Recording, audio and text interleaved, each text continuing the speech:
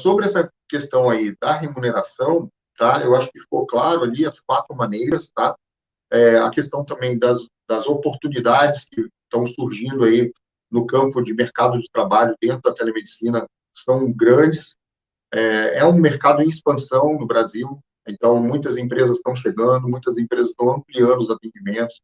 Já existem aí empresas fazendo aí point of care em alguns locais específicos, já tem aí algumas empresas que estão chegando para ampliar os atendimentos de teletriagem médica, isso também é muito interessante para as operadoras de saúde, e também seria algo, sim, sensacional dentro do próprio Sistema Único de Saúde, a teletriagem médica para deixar melhor orientada a demanda dos pacientes em relação aos serviços de saúde. Por exemplo, quem dá plantão, muitas vezes, falam, né, entre os colegas, poxa, aqui, hoje, no meu plantão dos, sei lá, vamos botar 100, né, para ficar redondo, dos 100 atendimentos que foram feitos, 90 atendimentos eram situações para o ambulatório, que deveriam estar numa unidade de saúde e tal. Mas as pessoas, elas não têm obrigação de saber aonde ela deve ir no sistema de saúde. Ela é leiga, né? O sistema de saúde que deveria ajustar e organizar essa demanda. Então, a teletriagem médica é algo que eu creio que vai começar a crescer mais aqui no país, porque ajuda muito o sistema de saúde, tanto público quanto privado, a dar uma ordenação aí na demanda, né, dos pacientes em relação aos serviços de saúde. Isso, no final, se traduz em menor gasto, tá?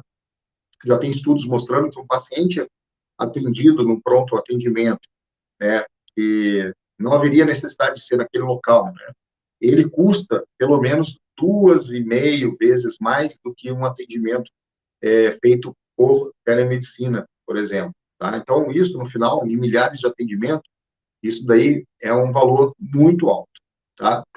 Então, eu acredito muito nessa ampliação desse tipo de atendimento. E além de outras oportunidades para a telemedicina, né? A teletriagem, né? A questão da segunda opinião formativa também.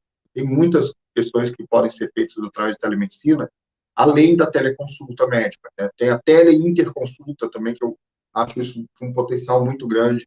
Especialistas focais, né? Então, por exemplo, a cardiopediatria, por exemplo, ou neuropediatria, que são especialidades que não vai encontrar no interior com tanta facilidade quanto nos grandes centros. Então, a teleinterconsulta com um pediatra e um especialista focal nessa área é muito viável, né? O pediatra lá com a criança no local, sendo ali, vamos dizer assim, os olhos, os ouvidos, as mãos do colega especialista que está à distância, e os dois fazendo esse atendimento juntos, tá? Olha só também, a Broca que comenta sobre aviso da interconsulta também, né? O médico nem precisa se deslocar, né? Também, em muitos casos, ele pode fazer esse atendimento à distância, orientando o plantonista que está lá na ponta, né? No serviço de emergência. Eu estou fazendo, vamos dizer assim, um intercâmbio aqui com uma universidade da Austrália, né? Estou aprendendo bastante com eles lá, e eles usam telemedicina há muito tempo, tá?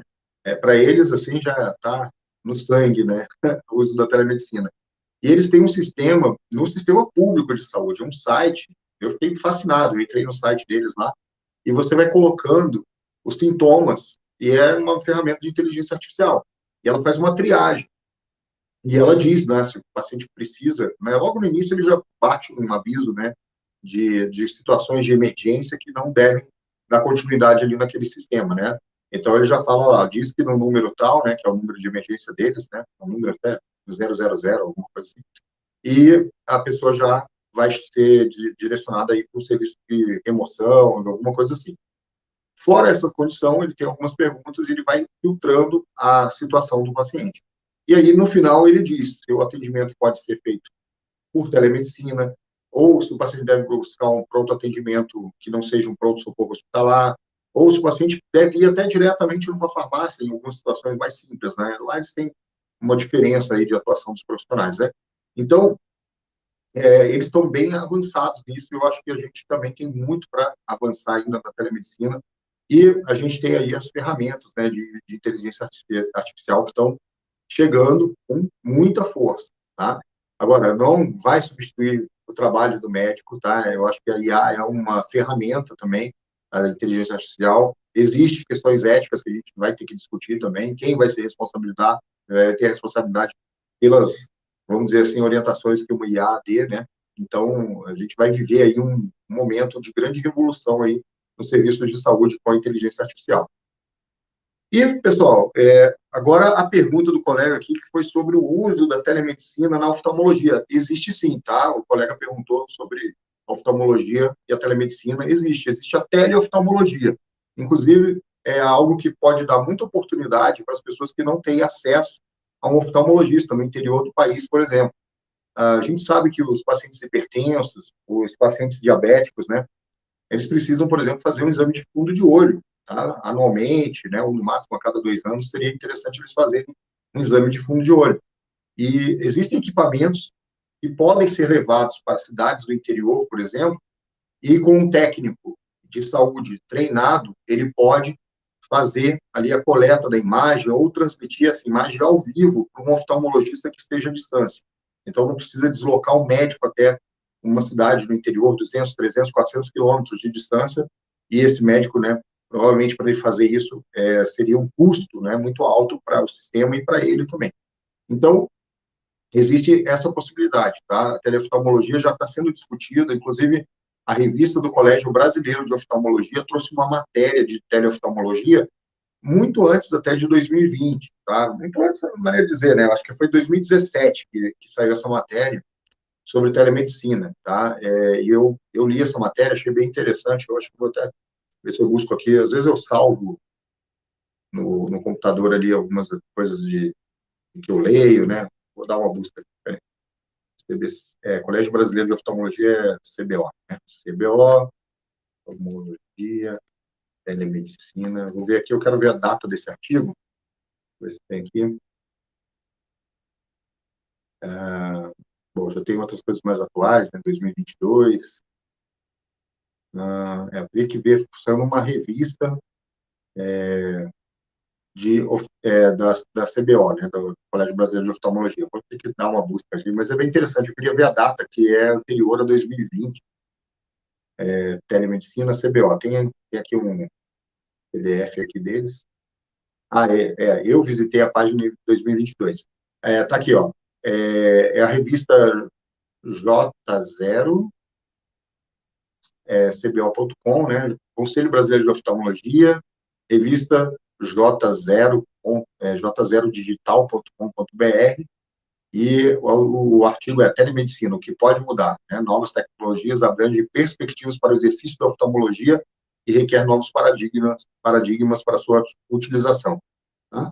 Então, eu vou até, se o colega me perguntou, me mandar um direct, eu te mando o link dessa revista, tá? Então, já em 2017, o Colégio Brasileiro de Oftalmologia já estava trazendo isso nos seus materiais para discussão, tá? Então, é muito interessante. E olha só, outra questão, né, desse sobreaviso de teleinterconsulta. Por exemplo, um paciente que está lá no interior, a 200 quilômetros da cidade que tem um oftalmologista, e ele sofre um trauma ocular, por exemplo, tá? Não seria interessante o médico plantonista ter a orientação do oftalmologista do que fazer naquele primeiro atendimento, para ele fazer com mais segurança, até o paciente poder chegar até um oftalmologista, tá? Então, é muito interessante essa ideia de ter a teleinterconsulta de sobreaviso, né, na emergência médica, tá? Então, um médico especialista, numa teleinterconsulta, ele pode abranger uma região muito grande de vários hospitais de cidades do interior que têm aí o seu serviço de pronto atendimento e precisam, por exemplo, de uma opinião do especialista focal. Certo? Espero que eu tenha esclarecido aí a pergunta do colega. E muito boa noite aqui também, Manuel, que está chegando também. Obrigado aí pela participação. Quem está chegando agora, se depois, né, quando acabar aqui a live, pode voltar no vídeo e ver aí as explicações que eu dei sobre a questão da remuneração do médico na telemedicina, tá bom?